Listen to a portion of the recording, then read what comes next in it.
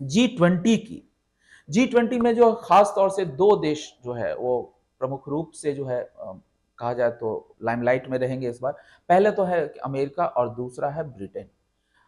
ऐसे फ्रांस के मैक्रो भी आ रहे हैं तो उनसे भी होगी, लेकिन द्विपक्षीय समझौते तो जब आते हैं तो होता ही है, लेकिन जो द्विपक्षीय अभी जो आए कल जो है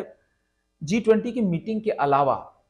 ब्रिटेन और अमेरिका के साथ जो है द्विपक्षीय समझौतों की भी चर्चा चल रही है और कहा जा रहा है कि द्विपक्षीय समझौते भी होने वाले हैं। तो हम सबसे पहले आज बात करते हैं कि ब्रिटेन के प्राइम मिनिस्टर ऋषि सुनक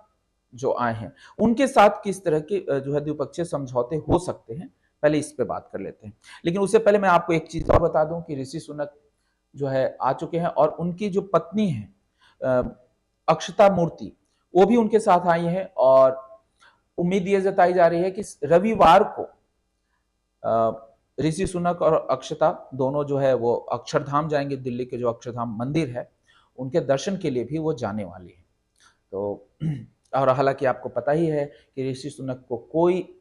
हिचक नहीं होती है अपने आप को हिंदू कहने में। आपने ब्रिटेन में भी देखा था जब मुरारी बापू का रामकथा हो रहा था, वहां पे उन्होंने जाके यही कहा था कि बापू यहाँ मैं प्रधानमंत्री होने के नाते नहीं बल्कि एक हिंदू होने के नाते आया हूँ। तो आज तो ऋषि सुनक को एक मौका मिला है कि ब्रिटेन के प्राइम मिनिस्टर के रूप में वो यहाँ आए हैं, लेकिन एक अपने देश आए हैं जो जो जो उनकी मिट्टी है। हालांकि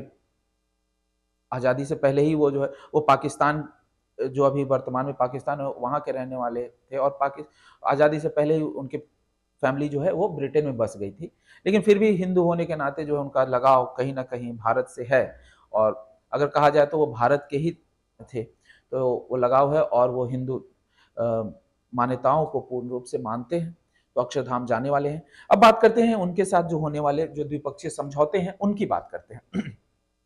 ऋषि सुनक के साथ अभी एक्चुअली ब्रिटेन के साथ जो है भारत जो है वो चाहता है कि मुक्त व्यापार पे जो है समझौता हो जाए। अभी जिस तरीके से ब्रिटेन के साथ भारत का कोई मुक्त व्यापार समझौता नहीं है। अगर यह समझौता होता है तो भारत को कि कई जो वस्तुएं हैं इसका निर्यात करना जो है भारत को बहुत आसान हो जाएगा ब्रिटेन में। जबकि अभी उस तरह की चीजें जो कई वस्तुएं हैं जिसका निर्यात नहीं किया जाता और अगर होता भी है तो उस पर बहुत सारे टैक्सेस हैं या बहुत तरह की प्रॉब्लम्स हैं। इसको लेके जो है अभी काफी जो है बातचीत चल रही है ब्रिटेन और भारत के बीच में। यहाँ तक कि निर्मला सीतारमन के साथ भी जो है उनके बातचीत हुई है और अभी जो है आधिकारिक स्तर पर भी जो है लगातार बातचीत चलती रहती है। तो यही उम्मीद जताई जा रही है कि इसको लेकर जो है जो मुक्त व्यापार को लेके कई समझौते हो सकते हैं। इसको लेकर जो है ऋषि सुनक के जो प्रवक्ता हैं उनके तरफ से पहले जो हालांकि उम्मीद पॉजिटिव जताई जा रही थी, लेकिन उनके तरफ से एक बयान आया है जिससे थोड़ा सा एक संशय बनता हुआ नजर आ रहा है। उनके जो प्रवक्ता हैं उन्होंने कहा है कि हम अपने प्रवास नीति में कोई भी फेरबदल नहीं करेंगे। यहाँ प्रवास नीति में फेरबदल का मतलब है कि जब मुक्त व्यापार का जब समझौता हो जाएगा तो कई चीजें हैं जिसमें फ्रीली जो है निर्यात किया जा सकेगा। इंडिया जो है ब्रिटेन में निर्यात करेगा और ब्रिटेन जो है इंडिया में निर्यात कर सकता है, उसकी जो है आज़ादी हो जाएगी। लेकिन ऐसे में क्या होता है कि कई चीज़ें जो है अगर लोग आएंगे जाएंगे तो आपको वीज़ा की सुविधा भी जो है बहुत मतलब देनी पड़ेगी। तो उनका एक तर्क ये है कि ब्रिटेन में बहुत सारे जो विद्यार्थी हैं, जो भारतीय विद्यार्थी हैं वो पढ़ते हैं और उनका मानना है कि ब्रिटेन में विद्यार्थियों के आने की, लोगों के आने की जो संख्या बहुत ज़्यादा है और ज़्यादा डिमांड रहती है कि वहां पे लोगों को वीजा मिल सके और वो वहां पढ़ाई कर सके या बाकी चीजें कर सके। तो अभी जो है ऋषि सुनक के प्रवक्ता का कहना है कि इस तरह के जो वीजा जो दी जाती है, तो अगर मुक्त व्यापार की हमारी जो है बीच जो डील हो जाती है तो भी ये जो वीजा का की जो समस्या है इसको जो है हम जो अभी की स्थिति है वही बनाए रखेंगे। इसमें इसकी संख्या में कोई बढ़ोतरी नहीं की जाएगी, इसमें कोई ढील नहीं दी जाएगी। तो ये जो है उनकी सबसे बड़ी बात है। और दूसरा जो है ऋषि सुनक का कहना है कि ये समझौता जो है जब भी होगा तो इसमें हम सिर्फ एक जगह की नहीं, हम ये भी देखेंगे कि इससे ब्रिटेन को क्या फायदा होने वाला है। ये तो माना जाता है कि चूंकि इंडिया जो है कभी उपनिवेश हुआ करता था और एक समय जो है ब्रिटेन महाशक्ति थी, आर्थिक महाशक्ति भी थी। लेकिन आज के समय में ब्रिटेन से आगे जो है अभी कहा जाता है इंडिया हो चुकी है, आर्थिक स्थिति जो है ज़्यादा अच्छी हो गई है। तो ऐसी स्थिति में कहीं न कहीं ब्रिटेन को भी लगता है कि अगर जब मुक्त व्यापार की नीति जब लगेगी, तो कहीं न कहीं ऐसा ना हो कि इम्बैलेंस हो जाए, मतलब जो द्विपक्षीय व्यापार होता है, इंडिया से भारत का सॉरी इंडिया से ब्रिटेन का, ब्रिटेन से इंडिया का जो व्यापार होता है, इसमें कोई इम्बैलेंस ना हो जाए। इम्बैलेंस का मतलब होता है कि पता चले कि सिर्फ भारत ही जो है वो अपनी चीज़ों को निर्यात कर रहा है, वहाँ से कोई चीज़ निर्यात नहीं हो रही। तो ऐसे कंडीशन में तो जो है वो घाटा ही, वित्तीय घाटा का मतलब तो व्यापारिक घाटा होगा। तो ब्रिटेन चाहती है कि हमें भी ऐसा मिले कि हम भी जो है अपनी ज़्यादा से ज़्यादा चीज़ों का निर्यात कर सकें। खासतौर से ब्रिटेन का कहना है कि जैसे वहाँ विस्की का जो है उत्पादन बहुत ज़्यादा होता है और लग्जरी कार्स हैं। तो वो चाहती है कि लग्जरी कार और विस्की जो है को हम ज़्यादा बढ़ावा दें और वो जो है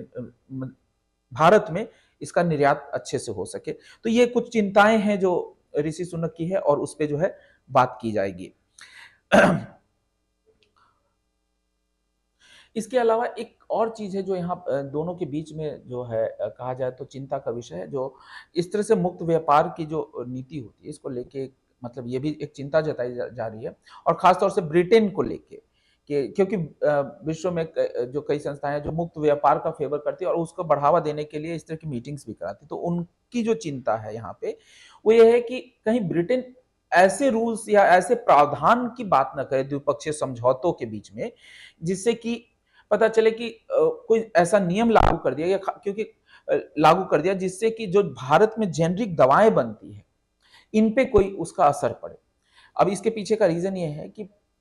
एक तरह से कहा जाता है कि सबसे ज्यादा जो मेडिसिन का काम होता है वो अमेरिका में है और पूरा मेडिसिन का कारोबार जो है उसके कंट्रोल में है, लेकिन भारत में जो है बहुत तेजी से जेनरिक दवाइयां बनाने का जो है काम का व्यापार जो है बहुत ज्यादा विकसित हुआ है और भारत में जेनरिक दवाइयां बहुत ज्यादा मात्रा में बनती है और सस्ती होती है, जिसके कारण से विश्व के कई देश जो जेनरिक दवाइयां यूज करते हैं या जो गरीब देश हैं जो बहुत ज्यादा नहीं खरीद सकते, उन देशों के लिए भी ये बहुत ज्यादा फायदेमंद चीजें होती है कि सस्ती होती है तो लोगों को आसानी से मिल पाता है। तो एक चिंता जो है जताई जा रही है कि अगर ब्रिटेन कोई ऐसा प्रावधान लाता है जिससे कि इन दवाइयों पे मतलब कि कोई अंकुश लगे तो जो थोड़ी समस्या हो सकती है, इसलिए जो है जो इस तरह के जो मुक्त व्यापार जो समझौता कराने या जो नीतियों को बढ़ावा देने वाली जो संस्थाएं हैं उनकी एक चिंता है कि इससे जो है कहीं ना कहीं प्रॉब्लम आ सकती है। तो ब्रिटेन को मतलब इस तरह से कन्विंस करने की कोशिश करें कि आप कोई ऐसा प्रावधान न लाएं जिससे कि जेनरिक दवाइयों की कीमतों में इजाफा हो जाए और भारत जो है जब एक उसे निर्यात करे तो उसकी कीमतें इतनी ज्यादा हो जाए कि उससे बाकी चीजों पे, स्वास्थ्य पे जो है दुनिया के गरीब देशों को या जो जेनरिक दवाइयां यूज करते हैं उनमें कोई फर्क पड़े। तो ये थी मतलब कि ब्रिटेन और भारत के बीच द्विपक्षीय समझौतों के मेन मुद्दे। अब इसमें क्या है कि ये जो समझौता है वो काफी दिनों से चल रहा है और उम्मीद जताई जा रही है कि इस पे जो है कुछ ठोस कदम जो है इसमें उठाई जाएगी, लेकिन अब तक कहा जा रहा है कि 12 जो है मीटिंग्स जो है इस मुक्त व्यापार समझौते को लेकर हो चुके हैं और उम्मीद ये भी जताई जा रही है कि इस साल के अंत तक इस पे जो है पूर्ण रूप से जो है समझौता हो जाएगा। लेकिन अब ये देखना होगा कि ये जो है किस तरीके से आगे बढ़ता है। यहाँ पे एक आंकड़ा भी मैं आपको बता दूं कि 2021-22 में जो है भारत और ब्रिटेन के बीच जो व्यापार हुए थे वो लगभग 17.5 अरब डॉलर का व्यापार हुआ था दोनों के बीच में और 2022-23 में ये आंकड़ा बढ़कर 20.36 अरब डॉलर का था। तो धीरे धीरे इसमें बढ़ोतरी हो रही है और उम्मीद जताई जा रही है कि ये जो व्यापार है इसमें जो है और ज्यादा इजाफा हो और धीरे धीरे ये बढ़े। ये दोनों के लिए फायदेमंद चीजें, क्योंकि व्यापार जितना बढ़ेगा दोनों की इकोनॉमिक स्थिति में भी सुधार होगा। अब बात करते हैं अमेरिका की। अमेरिका के साथ जो है सऊदी अरब भी इसमें एक इन्वॉल्व है और एक उम्मीद जैसे मैं कि कल हम लोगों ने बताया था कि इंजन को लेके बात हो सकती है और बाकी जो है सुरक्षा को लेके। लेकिन यहाँ कुछ और मुद्दे हैं जहां पर कि जो बाइडेन जो है वो प्रधानमंत्री नरेंद्र मोदी से बात कर सकते हैं। और इसमें जो है सऊदी अरब के मोहम्मद बिन सलमान की भी एक भूमिका जो है बताई जा रही है। खासतौर से ये कहा जा रहा है कि इंडो पैसिफिक क्षेत्र में एक वैकल्पिक भागीदारी और निवेशक के रूप में जो है पेश किया जाएगा भारत को। और उम्मीद जताई जा रही है कि इस जो इंडो पैसिफिक क्षेत्र में जो है इन भारत की भागीदारी बढ़े। लेकिन इसमें कहा जा रहा है कि जो मध्य पूर्व में के जो देश हैं वहां पे जो है अमेरिका चाहता है कि एक व्यापक राजनयिक समझौता हो, जिससे कि खाड़ी के देश, जो खाड़ी मतलब जो सऊदी अरब और ये सब के जो देश हैं, और दक्षिणी एशिया के देश, दक्षिण एशिया का मतलब हो गया सिंगापुर, मलेशिया, कंबोडिया, ये सब जो देश हैं, इनके बीच में व्यापार के लिए जो है के बीच एक समन्वय बनाया जा सके। तो इस पे जो है खास तौर से बात होगी। और एक चीज और है कि मध्य पूर्व एशिया में जो है खासतौर से ये कहा जा रहा है कि रेलवे नेटवर्क को जो है ज्यादा बढ़ाया, जो जमीन से जुड़े हुए जो देश हैं मध्य पूर्व एशिया के, उनके बीच में रेलवे नेटवर्क को डेवलप करने की बात जो है की जा रही है और उसको लेके भी जो है समझौते हो सकते हैं। और भारत के साथ जो है कहा जा रहा है कि भारत के बीच चूंकि समुद्र किनारे है तो बंदरगाहों को और ज्यादा डेवलप किया जाए। अब इन और इसी पे जो है वो हो रही, मतलब कि खास तौर से जो है वो चर्चा होगी। यहाँ पे बेसिक जो पॉलिसी है वो पॉलिसी ये है कि बहुदेशीय बुनियादी ढांचा को विकसित करना। और इसको विकसित करने में अमेरिका चाहता है कि भारत और सऊदी अरब के साथ मिलकर वो इन क्षेत्र में वो काम कर सके। तो इसी को लेके हो सकता है कि कल यानी कि 9 सितंबर को जो है बाइडेन और मोहम्मद बिन सलमान के साथ मोदी की मीटिंग हो सकती है और इस पे कुछ पॉजिटिव रिजल्ट निकल सकते हैं। तो ये है मतलब समझौता। लेकिन यहाँ पे जो है खासतौर से अमेरिका और सऊदी अरेबिया के साथ जो समझौते होना है, ये ऐसे तो देखिए कहा जाता है कि G20 एक पूरी तरह से जो है हमारे व्यापारिक चीजों को लेके और ही है, इसका कहीं से भी कोई रक्षा चीज और युद्ध रक्षा नीतियों से जुड़ा हुआ नहीं है। लेकिन ऐसी जो चीजें होती है खासतौर से इसके पीछे कहा तो जाता है कि व्यापारिक चीजों को बढ़ाना जरूरी होता है, इसलिए जो है ताकि हमारे व्यापार अच्छे से हो सके, उसमें किफायती हो सके। खासतौर से जो रेलवे नेटवर्क बढ़ाने और बंदरगाहों को डेवलप करने की बात कही जा रही है, तो इसके पीछे कारण यही है। और बहुदेशीय जो बुनियादी ढांचा बढ़ाने की बात की जा रही है, उसके पीछे का कारण यही है कि कहा जा रहा है कि अगर बहुदेशीय बुनियादी ढांचा डेवलप होता है तो उससे फायदा ये होगा कि हर देश में अगर आपके व्यापार मतलब रेल नेटवर्क हैं या जो आपके जो व्यापार के गुड्स हैं अगर हर जगह रखे हुए हैं, तो किसी जगह भी चाहिए तो यहाँ नहीं है, तो ऐसा ना हो कि सिर्फ एक ही जगह बनते हो, हर जगह मैन्युफैक्चरिंग यूनिट हो, तो उससे क्या ट्रांसपोर्टेशन और बाकी चीजों में भी कमी आती है। तो इससे क्या है कि कीमतें जो होती है उसको कंट्रोल किया जा सकता है, इसलिए इस चीज को किया जा रहा है। लेकिन इसका जो एक सामरिक महत्व भी है, ये जो किया जा रहा है, और अमेरिका की जो दिलचस्पी है खासतौर से रेल नेटवर्क को बढ़ाने में और मध्य पूर्व एशिया और प्रशांत महाक्षेत्र में में जो है अपने बंदरगाहों को डेवलप करने के लिए सऊदी अरेबिया भारत के साथ जो है मध्य पूर्व एशिया और दक्षिण पूर्व एशिया की बात जो कर रहे हैं, वो कारण ये है कि एशिया में चाइना और रशिया दो ऐसे देश हैं जिससे अमेरिका का हमेशा प्रॉब्लम बना रहा है। और आप खुद जानते हैं कि रशिया के साथ जो है रशिया युद्ध अभी चल रहा है और उसको लेके जो है अमेरिका चाहता है कि किसी न किसी तरीके से भारत को अपने पक्ष में किया जाए, इसलिए जो है व्यापारिक समझौते और इस तरह से किए जा रहे हैं। लेकिन चाइना के साथ जिस तरह से साउथ चाइना सी में आपने देखा हो कि बहुत तरह से कई बार ऐसे सिचुएशन बनने लगा कि युद्ध की स्थिति बन सकती है, खासतौर से ताइवान को लेके जो है, और दूसरा कि नॉर्थ कोरिया के साथ जो है साउथ कोरिया का है भी संबंध है। तो ऐसी स्थिति में जो ताइवान और साउथ कोरिया दोनों जो है अमेरिका के साथ जुड़ा हुआ, लेकिन ये देश कहीं ना कहीं बहुत छोटे हैं, और यहाँ पे भारत की भागीदारी बहुत ज्यादा बढ़ जाती है। तो अगर भारत जो है व्यापारिक समझौते के साथ, अगर व्यापारिक समझौता होता है, यहाँ बंदरगाह बनते हैं और रेल नेटवर्क डेवलप होते हैं, तो इन सब का जब समय आएगा तो सामरिक जो